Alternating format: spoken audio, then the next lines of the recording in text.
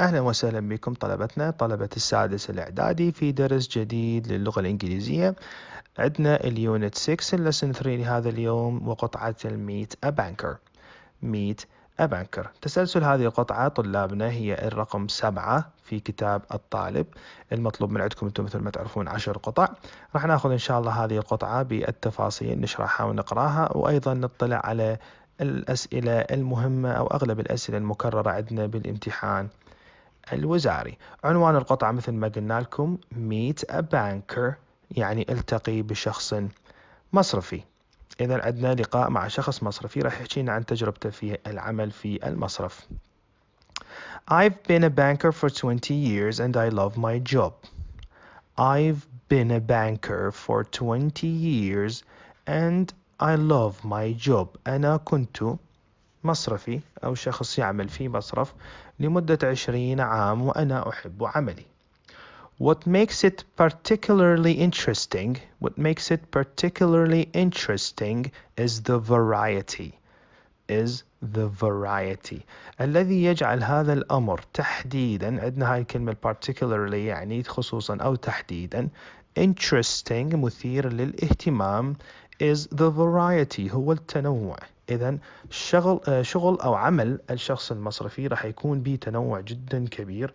هذا التنوع بالوظيفة هو اللي يخلي هيك نوع من الوظائف مثير للاهتمام بشكل كبير. I have to do many different things and use a number of different skills. I have to do many different things and use a number of different skills. إذن هو دا يقول أنا أضطر أن أعمل أشياء كثيرة مختلفة وأستخدم مهارات كثيرة مختلفة. بما أنه هذا الشغل هو متنوع بتنوع جدا كثير، فهذا التنوع أكيد راح يتطلب أن تكون أنت في عمل مع أشياء مختلفة تماما. يعني مرة تكون أنت تعمل في مثلا خلينا نقول خانة الصرف أو كصراف، مرة تعمل أنت كشخص مستشار في المصرف، مرة تعمل عمل مكتبي. كل هاي الوظائف اللي أنت ممكن أن تعملها في عملك كمصرفي كل منها يحتاج إلى مهارة معينة، فهذا الشيء أيضا راح يخليك تستخدم different skills يعني مهارات مختلفة. No two days are ever the same. No two days are ever the same. يقول لا يوجد هنالك يومان على الإطلاق متشابهان. إذن هو يومي عنده عمل جديد وعنده تنوع في عمله. لا يوجد يومان متشابهان على الإطلاق. Most importantly, we have to convince people to use the bank. Most importantly يعني الأكثر أهمية وأكثر شيء مهم في عملنا هذا. We have to convince، إحنا مجبرين أو مضطرين أن نقنع. كلمة convince يعني نقنع people to use the bank، الناس لكي يستخدموا المصرف. And one way to do this is to offer new services. And one way to do this is to offer a new services. وواحدة من هاي الطرق اللي احنا نقدر نقنع بها الناس هو أن نوفر خدمات جديدة. إذن الغاية من عمل المصرف هو إقناع الناس حتى يشتركون في هذا المصرف. المصرف طلابنا هو وسيلة لربح المال حال أي عمل أو أي تجارة أخرى. يعتمد بالأساس على رأس المال اللي يجمع من قبل الناس اللي تحفظ أموالها في هذا المصرف.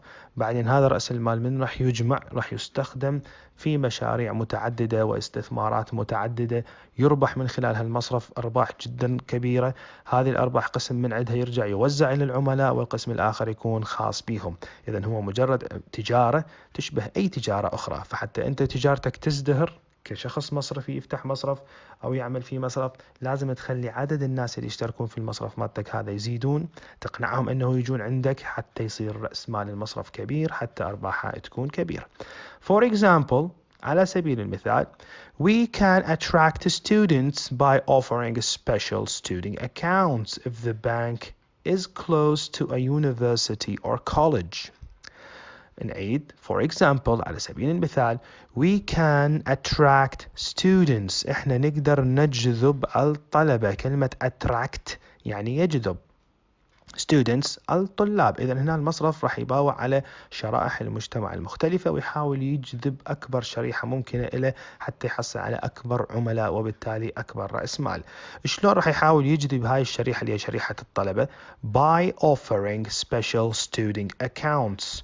by offering يعني عن طريق عرض special student accounts، حسابات خاصة بالطلبة، حسابات مصرفية خاصة بالطلبة. يستغل حاجة الطلبة مثلا في المكان معين، في دراسة في جامعة معينة، ويوفر لهم أمور مالية ممكن أن تخدمهم، بس بالمقابل المصرف راح يحصل على عدد كبير من الناس تسجل به وبالتالي رأس مال أكبر. If the bank is close to a university or college، هاي طبعا إذا كان المصرف قريب على جامعة أو كلية. يعني غير المنطقي أنه يفتح حسابات ويقدم عروض للطلبة وهو أصلا أقرب كلية تبعد عنه مثلا 5-6 كيلومترات. هذا شيء أكيد مو منطقي. We also advise people on the most suitable account for their needs. We also advise people for the most suitable accounts for their need. إذا نقول أيضا إحنا أيضا ننصح الناس على الحسابات المناسبة لاحتياجاتهم. إذا الإنسان أو الشخص الاعتيادي من يروح للمصرف لغرض حاجة معينة عنده أو احتياجات مالية معينة، يقدر المصرف هنا أن ينصحه باستخدام حساب معين يخص استخدامه. طبعا عزيزي الطالب، هيك نوع من النصائح تقدم أيضا حتكون الغاية من عندها هي مصلحة المصرف. كأن يجي يأتيك زبون معين يحب يحتفظ في فلوسه يوفرها بدون ما أن يعني يصرف من عندها أو يستثمرها بشكل مباشر، يحب فقط أن يحتفظ بها. هيك نوع يخدم المصرف بشكل جدا كبير، لأنه يقدر يستثمر هذه النقود لفترة طويلة جدا دون أن يطلبها صاحبها. نجي نشوف التكملة. Another of my main responsibilities is to decide. Another of my main responsibilities، إذن واحدة من مسؤولياتي الأخرى الأساسية كموظف في هذا المصرف is to decide whether or not to give people or businesses loans. is whether or not هي أن أقرر إما أعطي أو لا أعطي الناس أو التجارات المعينة قروض. إذا هنا المصرف أيضا راح يتعامل مع أشخاص مثل ما نشوف بهذه الصورة، يجون مرات للمصرف حتى يأخذون قروض، قد تكون شخصية لهم أو قد تكون لتجارة صغيرة قد يفتحوها هم. المصرف مثل ما قلنا لكم أنه يحاول يستخدم كل شيء يجيب له فلوس، كل شيء ممكن أنه يستثمر حتى يجيب فلوس. واحدة من هاي الأشياء اللي هي ممكن أن تعود على المصرف بالأرباح هي القروض اللي ينطيها للناس. راح ينطي قرض معين، راح يرجع هذا القرض إلى بفائدة معينة، فراح تزيد رأس الأموال، لكن هنا المصرفي لازم يكون جدا حذر، لأنه إذا كان الشخص اللي يتقدم بقرض سواء كان قرض شخصي إلى لشراء مثلا سيارة أو بيت، أو كان قرض من أجل عمل معين أو تجارة معينة يحب يفتحها هذا الشخص، لازم يكون الشخص المصرفي على دراية كاملة أنه هذا القرض قابل للاسترداد مع الفوائد مالته خلال الفترة المحددة، وإلا سوف يخسر المصرف. فلهذا هنا هو راح يقول إنه واحدة من أهم مسؤولياتي هو أن أقبل أو أرفض القروض، لأنه سوف يحاسب من قبل المصرف إذا قبل قرض وما يقدر الشخص المقترض أن يعيد هذه الأموال مع فوائده. This is one way the bank uses the money. إذن هذه واحدة من الطرق التي يستخدم فيها المصرف هذه الأموال، يقصد بها من أجل الربح أو التجارة. People put into their accounts، الذي يضعها الناس في حساباتهم، The money doesn't simply sit there. إذن النقود لا تجلس أو لا تبقى هنالك بكل سهولة في المصرف. يتخيلون بعض العملاء أنهم يروحون يضمون فلوسهم في المصرف أنه فلوسهم دائما موجودة في هذا المكان، وش وقت ما يعجبهم يأخذوها يروحون يسحبوها، بينما في الحقيقة أنه هذه الفلوس اللي تنحط في الحسابات المصرفية هي لا تبقى في مكانها، وإنما المصرف يستخدمها كرأس مال من أجل الاستثمار والربح الكثير. But it's used to make more money. But is used to make more money. إذن هي تستخدم من أجل أن تصنع نقود أكثر أو تربح نقود أكثر. Many people need loans for a special project. Many people need loans for a special project. إذن العديد من الناس يحتاجون القروض من أجل مشاريعهم الخاصة، يعني مشروع خاص فقط إلى هذا الشخص جاي يطلبه، such as buying a car or a house. such as buying a car or a house يعني مثل شراء سيارة أو شراء منزل. We also lend money to people who want to start their own businesses. We also lend money to people who want to start their own businesses. وإذا يقول إحنا نقرض الناس، أيضا نقود للناس الذين يريدون أن ينشئون تجارتهم الجديدة الخاصة بهم. إذا أكو شخص مو بس يحب يشتري سيارة إلى نفسه أو يشتري بيت، لا، يحب يفكر أنه يبدي تجارة جديدة، كان يفتح محل معين أو يفتح شركة معينة. المصرف أيضا بضمان هذه الفكرة طبعا ودراستها بأنه تكون فكرة ناجحة راح يقدر أيضا ينطي قروض للناس. It's often up to me. طبعا طلابنا إذا هذه قرأتوها often أو often اثنيناتن صحيحة. It's often up to me to decide whether the business is good idea or not. It's often up to me. إذا يقول من الغالب الأمر يعود إلي to decide لكي أقرر whether the business إذا كانت هذه التجارة أو العمل اللي يتقدم به الشخص المقترض is a good idea or not، إذا كان فكرة جيدة أو لا. إذا هنا المصرفي راح يكون مسؤول عن اتخاذ هذا القرار، باعتبار أنه قرار جدا مهم في إرباح المصرف أو خسارته. And sometimes I must make suggestions to improve their plans. And sometimes I must make suggestions to improve their plans. في بعض الأحيان يقول أنا أضطر أن أقدم بعض الاقتراحات أو أعمل بعض الاقتراحات حتى أطور من خططهم.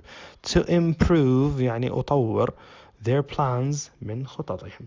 يعني يجي شخص عنده خطة معينة لعمل تجارة معينة، الشخص المصرفي شاف أنه فكرة هذا الشخص إذا بقت على حالها ممكن أنه ما تربح، وبالتالي أنه هذا القرض راح يتقدم اكو احتمال انه ما يرجع للمصرف في وقته مع الارباح، فهنا يكون المصرف في خطر.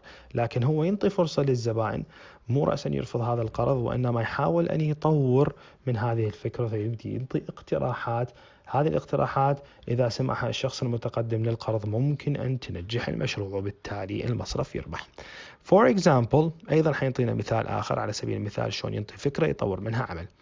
If a man wants to open a bookshop، إذا أراد رجل أن يفتح محل للكتب bookshop on a street that already has several bookshops، في شارع يحتوي أصلا على العديد من المكتبات التي تبيع الكتب.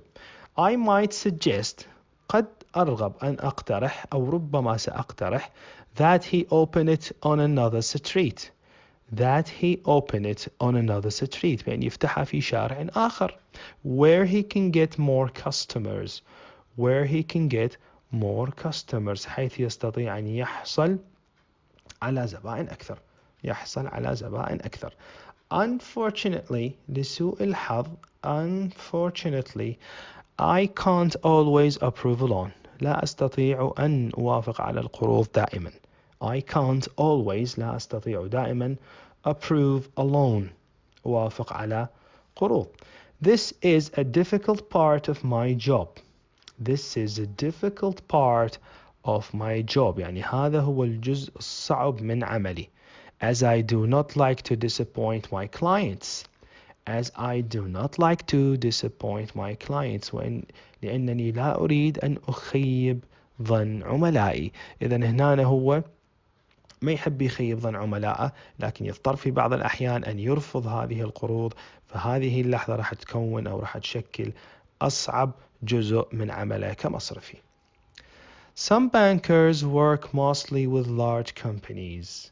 some bankers work mostly with large companies. يقول بعض المصرفيين يعملون في الغالب مع الشركات الكبيرة.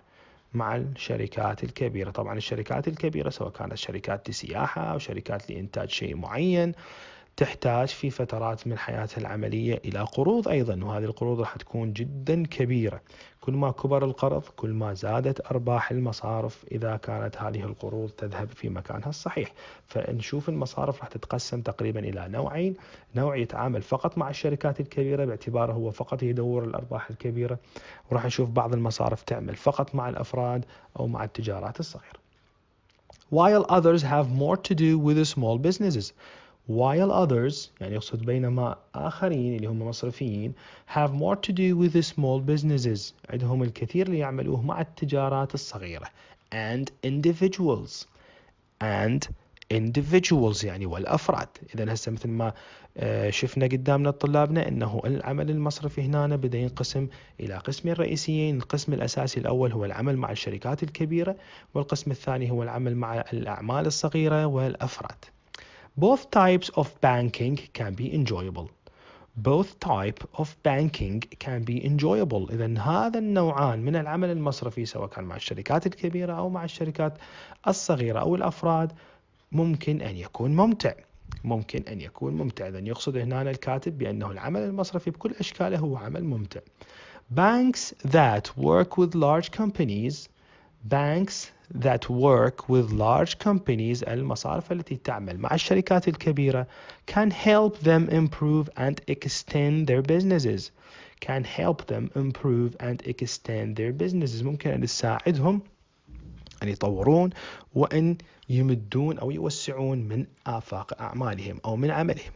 شنو يعني يقصد بهيك شيء طلاب؟ مثلا على سبيل المثال أكو شركة اتصالات معينة مغطية مثلا مساحة خلينا نقول ربع العراق أو نصف العراق.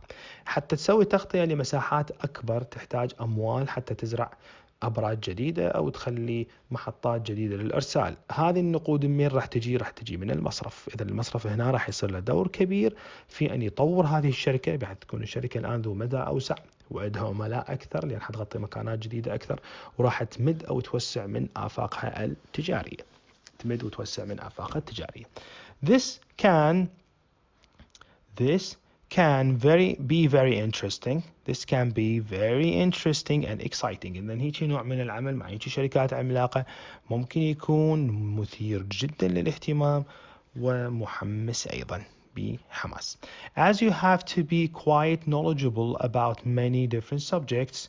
As you have to be quite knowledgeable أيضا يتطلب الأمر منك أن تكون ذو معرفة كبيرة about many different subjects حول أشياء مختلفة.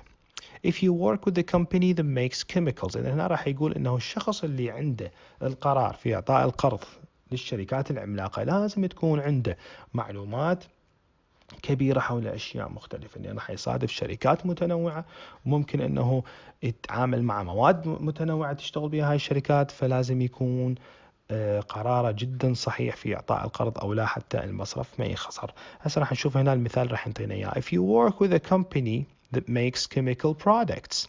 If you work with a company that makes chemical products يعني إذا أنت كنت تعمل أو تشتغل حاليا أنت تتعامل ويا شركة تشتغل بالمنتجات الكيميائية ودتي تطلب من عندك قرض. For example على سبيل المثال you have to understand يعني أنت يجب أن تفهم how the products are made and used. How the product are made and used. لازم تفهم أنه كيف هذا المنتج يصنع ويستخدم. بعض الطلبة الآن يقول هو الموظف المصرفي شو علاقته أنه شلون يصنع هذا الشيء أو يستخدم. خلينا نقول مثلا أكو شركة لمستحضرات كيميائية مثلا خلينا نقول شامبوات أو أي شيء آخر من هذا القبيل. ايش حيستفاد الشخص المصرفي إذا عرف كيف يصنع هذا الشامبو وكيف يستخدم؟ لازم الشخص المصرفي يعرف كل تفاصيل انه هذه المادة اللي راح تصنع الكيميائية منين تجي، موادها الاولية تجي من يا دولة، شلون المعمل يشتغل، شلون تعلب هذه المادة، ورا ما تطلع هاي المادة شلون حيصير واقع استخدامها على الناس، لأن هاي الأشياء كلها ممكن تأثر على ربح هذه الشركة. مثلا إذا كانت المواد المستخدمة في صناعة هذا المنتج الكيميائي مثل ما قلنا لكم شامبو أو أي شيء آخر، إذا كان يجي من دولة وهذه الدولة بعيدة، أو كانت هذه المادة المقترحة في تركيبة هذا العمل مادة نادرة أو صعب الحصول عليها، هنا الشخص المصرفي راح يتردد في إعطاء القرض باعتبار أنه ممكن أنه يوقف إنتاج هذه المادة في أي لحظة، تخسر الشركة، يعني راحت أرباح المصرف وفلوس المصرف تروح. ممكن المواد اللي تعلب بها هذه المنتجات تستخدمها الشركة حاليا مواد مكلفة جدا تؤدي بالمستقبل إلى خسارة الشركة. أيضا الشخص المصرفي هنا يا أما يوقف الغرض أو يحاول يتدخل في إعطاء نصائح لتغيير هذه المادة، أو طريقة الاستخدام. أيضا إذا كانت طريقة الاستخدام مالته معقدة ما يقدر يستخدموها كل الناس، فمعناته هذا المنتج ما راح ينتشر بشكل واسع وما راح يحقق أرباح كبيرة، وبالتالي أيضا دخول المصرف في هيك مشروع ممكن أن يؤدي إلى خسارته. For example, قلنا you have to understand how the products are made and used. My main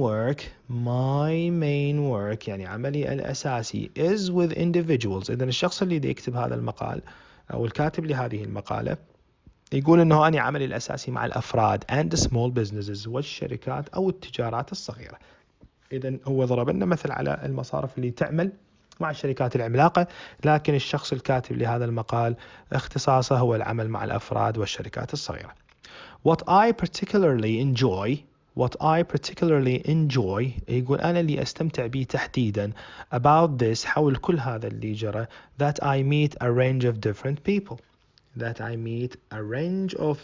people. طبعا الشخص المصرفي اللي راح يعمل مع الأفراد والأعمال الصغيرة راح يقابل مدى واسع من الناس أثناء وظيفته هذه، مو مثل الشخص اللي يعمل مع شركات محددة قد تكون أعدادها بالعشرات فقط، يعني حيتعرف فقط على عشرات الأشخاص اللي هم مدراء الشركات، بينما أن تعمل مع أفراد وأن تعمل مع تجارات صغيرة ممكن تلتقي بالمئات منهم، لأنه المشاريع الصغيرة تعرفون أكثر.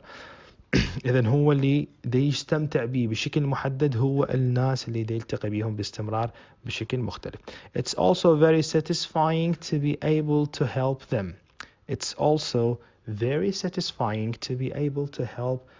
يقول وأيضا أنه مرضي جدا أن أكون قادر على أن أساعدهم.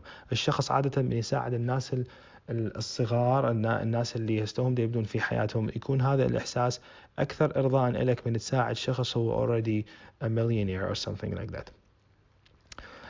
To help them with their problems يساعدهم في مشاكلهم and make a difference in their life وأن تعمل تغيير في حياتهم. لأن تعمل تغيير في حياة ناس بسطاء هذا شيء مرضي جدا للشخص المصرفي. Being a banker requires many different skills. إذن أن تكون مصرفيا، ونقصد هنا أيضا مصرفي ناجح، يتطلب أن يكون لديك مهارات مختلفة عديدة. To begin with لكي نبدأ به، يعني حيختار أي نوع من المهارات هذه، حيعطينا أمثلة عنها. You have to be good at maths and able to read and understand graphs and charts quickly. You have to be good at math. إذن أنت لازم تكون جيد في الرياضيات and able to read and understand the graphs، وتكون قادر على قراءة وفهم المخططات and charts والرسومات quickly. إذن graphs and charts المخططات والرسومات بشكل سريع. هنا شنو الفائدة أنه الشخص المصرفي يكون جيد في الرياضيات، أو شنو الفائدة منه يكون قادر على قراءة وفهم الرسومات والمخططات؟ شنو الفائدة من عندها؟ الفائدة أنه بعض المشاريع اللي تقدمها الشركات وإن كانت هذه مشاريع صغيرة تجي مكتوبة على ورق، يعني تجيك أنت حسابات، تجيك مخططات لنسبة أرباح، لدراسات سوق. أنت لازم تكون قادر على أنه تتعامل مع الرياضيات، تقدر تحسب أرقام بسرعة من المعطيات اللي قدامك المشروع، أن هذا المشروع رابح أو خسران، تقدر تفهم المخططات أو الرسومات اللي تعرض مع فكرة المشروع أنه هذه تؤدي إلى أرباح أو خسارة المشروع. Another important skill is being able to work with other experts. Another important skill يعني واحدة من المهارات الأخرى المهمة للشخص المصرفي is being able to work with other experts. أن تكون قادر على أن تعمل مع خبراء آخرين who can give you important information. Who can give you important information اللي يقدرون ينطوك معلومات مهمة. إذا أنت من تكون وحدك جالس في المصرف ما راح تكون قادر على تغطية كل المعلومات اللي تحتاجها. تأخذ معلومات كبيرة أنت عندك تساعدك في اتخاذ قرارات، لكن بعض الأحيان راح تحتاج أن تستخدم أخصائيين يعرفون أشياء ما ممكن لشخص مصرفي أن يعرفها. خلينا نشوف المثال اللي حينطينا إياه. When a client wants a loan to buy a house. When a client عندما يريد زبون، كلمة client كلمة زبون، wants a loan to buy يعني يريد قرض حتى يشتري a house، يشتري بيت. For example على سبيل المثال I need to know about the value and structure of the house. I need to know the value and structure of the house. إذا يقول أنا أحتاج أن أعرف قيمة وتركيبته البنائية structure يعني البناء ماله of the house للمنزل and what sort of neighborhood it is in وفي أي نوع من الأحياء يقع هذا المنزل. شنو الفائدة هنا؟ المصرفي ايش حيستفاد إذا عرف قيمة المنزل ايش قد. أنا من أنطي قرض خلينا نقول قيمته 50 مليون دينار، البيت اللي دا يشتريه الشخص هذا لازم يكون قيمته مساوية لهذا القرض. مو البيت يسوى 10 ملايين ويجي يطلب من عندي 50 مليون، هذا يصير هدر لأموال المصرف. الشغلة الثانية الستراكشر ماله، هل البناء مالته قديم، هل البناء مالته حديث، كل هذا تحدد من قيمة المبلغ. يعني أنا يجيني شخص يطلب عندي مبلغ عملاق على بيت متهالك مثلا يوقع، أو بيت ما ممكن أنه يطول فترة طويلة، فهذا الشيء أيضا لازم مهم. وبعد يقول في أي نوع من الأحياء يكون، يعني البيوت أيضا في منطقة عن منطقة أخرى تختلف أسعار. هذه الأشياء كلها ممكن أن تساعد أو تنطي الشخص المصرفي القدرة على اتخاذ قرار في إعطاء القرض أو لا. لكن هنا الشخص المصرفي اللي يقعد بعد خلف مكتب شو راح يعرف هاي الأمور كلها؟ شو راح يعرف سعر البيت شلون، بناءه، مواصفاته، هاي الأشياء ما يقدر. فرح لازم يستعين هنا بشخص اختصاص يتصل به أو يوصل له أي نوع من المعلومات حول هذا المنزل حتى يساعده في اتخاذ القرار. So a specialist can give me this information. إذا شخص اختصاصي هو القادر على أن يعطيني هيك نوع من المعلومات. Finally, أخيرا, a banker needs to be a good communicator. الشخص المصرفي يحتاج أيضا أن يكون شخص جيد في التواصل. كلمة communicator هنا يعني قادر على التواصل، ونقصد بالتواصل يعني مع الناس. يعني احنا مو نجيب شخص ينطي قروض وما عنده القدرة أو التحمل أن يحكي ويا الناس لأكثر من 3 أو 5 دقائق، أو لا يفتهم عليهم ولا يقدر يفهمهم.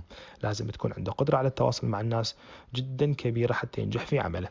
Your clients need information about many different things. Your clients يعني عملائك need information يحتاجون معلومات about many different things حول أشياء كثيرة ومختلفة.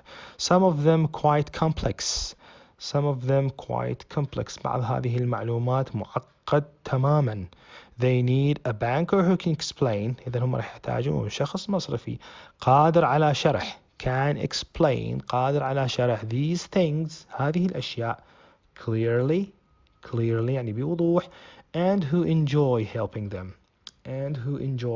helping them والقادر والمستمتع أيضا في مساعدتهم. إذا الناس من تجي تطلب قروض راح تسأل هواية تفاصيل، إنه شلون أرجع المبلغ، شلون أستخدم فلوسي، شنو الأشياء المترتبة علي. هاي الأشياء في بعض الأحيان هاي الأشياء أيضا تكون معقدة، تحتاج إذا إلى شخص مصرفي عنده القدرة على أنه يشرح هذه الأمور بشكل واضح جدا، وأيضا يتمتع في عمله هذا. أعزائي الطلبة، بعد ما خلصنا هذه القطعة راح نشوف الأسئلة اللي تتكرر في أغلب الأحيان في الامتحان الوزاري. طبعا راح تشوفون مجموعة من الأسئلة جدا كبيرة على قطع الكتاب موجودة في ملازم مختلفة وعند أساتذة مختلفة. أنا أنصح طلبتي بالتحديد أنه هاي الأسئلة دائما يمرون عليها، لأن هذا شيء مهم جدا. التكرار أمر جدا طبيعي في الامتحان الوزاري، لكن أن يفهمون القطعة بشكل كامل ويتوقعون الأسئلة أن تأتي من بين السطور هو الحل الأمثل أو الطريقة المثلى لضمان الدرجة إن شاء الله في الامتحان الوزاري. نجي نأخذ الآن النظرة سريعة على الأسئلة المكررة. السؤال الأول: How long has the writer been a banker? How long has the writer been a banker؟ يعني ما هي المدة التي استغرقها أو التي كان يعمل بها هذا الكاتب بشكل مصرفي أو مدير مصرف. He has been a banker for 20 years. He has been a banker for 20 years. إذن هو كان مصرفي لمدة 20 عام. هذا واحد من الأسئلة المكررة. السؤال الثاني: Does he love his job? Does he love his job؟ هو يحب عمله أم لا؟ Yes he does. Yes he does. نعم هو يحب عمله. What makes the job of a banker particularly interesting? What makes the job of a banker particularly interesting؟ ما هو الشيء الذي يجعل عمل الموظف تحديدا ممتع أو مثير للاهتمام؟ The variety. هذه الكلمة جدا مهمة تكون في الإجابة. التنوع. The variety makes the job of a banker particularly interesting. إذن التنوع هو اللي يجعل عمل أو وظيفة الشخص المصرفي ممتعة أو مثيرة للاهتمام تحديدا. السؤال اللي بعده: What do bankers have to do? What do bankers have to do؟ بماذا يضطر المصرفيين أن يعملوا؟ ماذا يضطر المصرفيين أن يعملوا؟ They have to convince people to use the bank. They have to convince the people أو people to use the bank. إذن هم وظيفتهم الأساسية المضطرين على عملها هو إقناع الناس على استخدام المصرف، لأنه مصرف بدون عملاء يعتبر مصرف خاسر. السؤال اللي بعده: What is the way the bankers use to convince people to use the bank?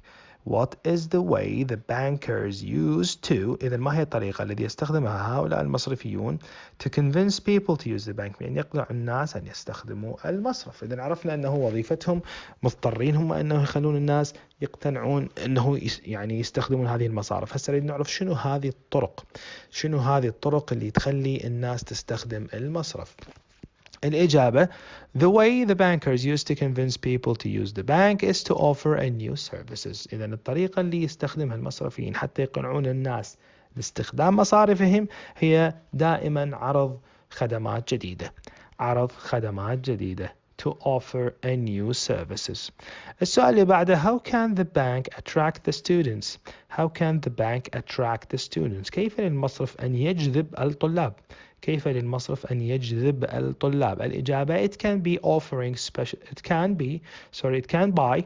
It can يعني إنه يستطيع عن طريق offering special student account. Offering special student account هو عرض حساب خاص بالطلبة. If the bank is close to a university or college. If the bank is close to university or a college. قلنا إذا كان المصرف قريب على جامعة أو كلية. السؤال اللي بعده المهم: What is one of the main responsibilities of the banker? What is one of the main responsibilities of the banker؟ شنو هي الواحد اللي من أهم مسؤوليات الشخص المصرفي؟ It is to decide whether or not to give people or businesses loans. It is to decide whether or not to give people or businesses loans. إذن هو القرار بأن تعطي أو لا تعطي الناس أو التجارات الصغيرة القروض. هذا السؤال مهم تنتبهون عليه أعزائي الطلاب. السؤال اللي بعده: Why do people need loans؟ هذا السؤال أيضا جدا مكرر بوزارة طلبتنا تنتبهون عليه. Why do people need loans؟ لماذا الناس تحتاج القروض؟ الإجابة حتكون They need loans for special projects. They need loans for special projects. إذن هم يحتاجون القروض من أجل مشاريعهم الخاصة مثل buying a house or a car. Buying a house or a car. إذن شراء منزل أو سيارة. السؤال بعده: How can the bank use the money people put into their accounts? How can the bank use the money people put in their accounts؟ إذن كيف للمصرف أن يستخدم النقود الذي يضعها الناس في حساباتهم؟ كيف للمصرف أن يستخدم النقود الذي يضعها الناس في حساباتهم؟ The bank can use this money. المصرف يستطيع استخدام هذه النقود by giving loans. إذن واحدة من الطرق اللي يستثمرها المصرف في عمل هذا في استثمار النقود هي إعطاء القروض to people who need for special project. للناس المحتاجين من أجل مشاريعهم الخاصة such as buying a house. حتى إذا ضفت a car همين صحيح.